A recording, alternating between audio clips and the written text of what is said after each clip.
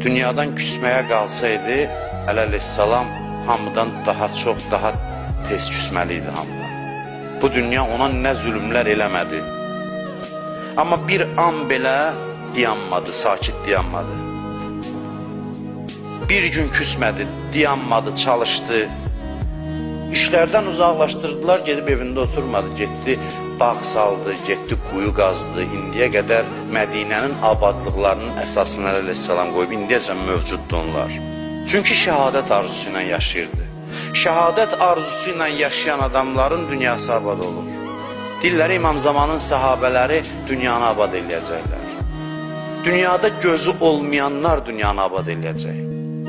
Dünyada gözü olmayanlar dünyanı cənnətə çevirəcək.